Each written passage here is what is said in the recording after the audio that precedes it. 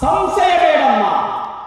ಭಿನ್ನವಾದ ಸ್ವರ್ಗ ಮರ್ತ್ಯಗಳು ಮೈಮರೆತು ಒಂದಾದಂತೆ ಪುಣ್ಯ ಭೂಮಿಯ ಜೀವ ನದಿಗಳೆರಡು ಪ್ರವಾಹದ ದರದಲ್ಲಿ ಪರವಶದಿಂದ ಸಂಗಮವಾದಂತೆ ತಾಯಿ ಮಗನಾದ ನೀವಿಬ್ಬರು ಯಾರು ಯಾರೆಂದರಿಯದೆ ಒಬ್ಬರಿಗೊಬ್ಬರು ಹಪ್ಪಿಕೊಂಡಿದ್ದರು.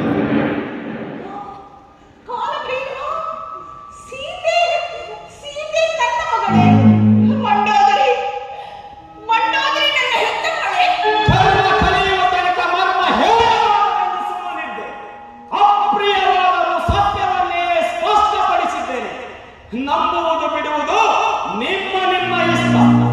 ಹಾಗಾದರೆ ಮಹಾಬ್ರಾಹ್ಮಣ ಪ್ರಚಂಡ ರಾವಣ ನನಗೆ ಜನ್ಮ ಕೊಟ್ಟ ತಂದೆ. ಅಯ್ಯಯ್ಯೋ, ಕೈ ತಟ್ಟಿ ಕೇಕೆ ಹಾಕಿ ನಡಿಯಾಡುವ ನೀಚನ ಮನೆಯಲ್ಲಿ ನಾನು ಹುಟ್ಟಬೇಕಾಯಿತು.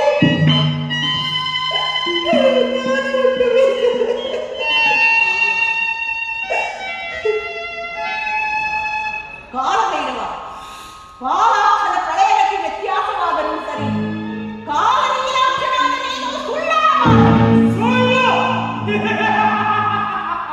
ಮಹಾರಾಣಿ, ಸುಳ್ಳು ನಿಜವ.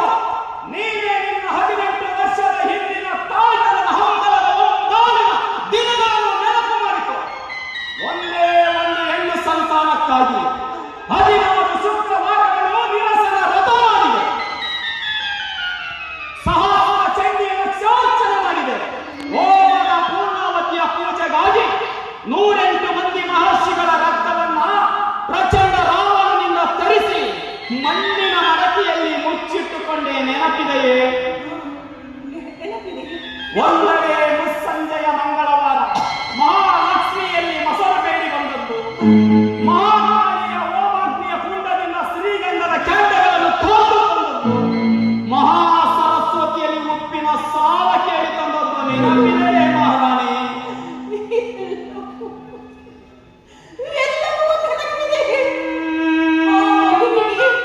ವೇದವತಿ ಎಂದು ಹೆಸರಿಟ್ಟು ಕರೆದದ್ದು ನೆನಪಿದೆ. ಅದೇ ರಾತ್ರಿ ತೊಟ್ಟಿಲು ತೂಗಿದ ಕೈ ವೇದವತಿಯನ್ನು ಪೆಟ್ಟಿಗೆಯಲ್ಲಿಟ್ಟು ಸಮುದ್ರಕ್ಕೆ ಬಿಸಾಡಿದ್ದು. ನೆನಪಿದೆಯೇ ಮನ್ನಿಸು ಕಾಲಭೈರವ, ಮನ್ನಿಸು. ಮೇಲ್ಗಣ್ಣು ಕುರುಡಾಗಿದ್ದರು, ಕರುಳಿನ ಒಳಗಣ್ಣು ಕುರುಡಾಗಿಲ್ಲವಲ್ಲ, ಕುರುಡಾಗಿಲ್ಲ. ಮಕ್ಕಳನ್ನು ಪಡೆಯುವುದಕ್ಕಿಂತಲೂ ನಾನು ಮದ್ದೆಯಾಗಿದ್ದರೆ ಎಷ್ಟೋ ಒಳಿತಲ್ಲವೇ? ಮಹಾರಾಣಿ, ಈ ಮರ್ತ್ಯ ಲೋಕದಲ್ಲಿ ಮುಂದಾಗುವುದೆಲ್ಲ ಮಾನವರಿಗೆ ಮೊದಲೇ ಹರಿವಾಗುತ್ತಿದ್ದರೆ ಈ ಜಗತ್ಸಾಮಾನ್ಯರೆಲ್ಲ ಜವಾನಾಗಿ ಬಿಡುತ್ತಿದ್ದರು. ಕಷ್ಟ ನಷ್ಟದ ಹಿಳೆಗಳು ಇಷ್ಟ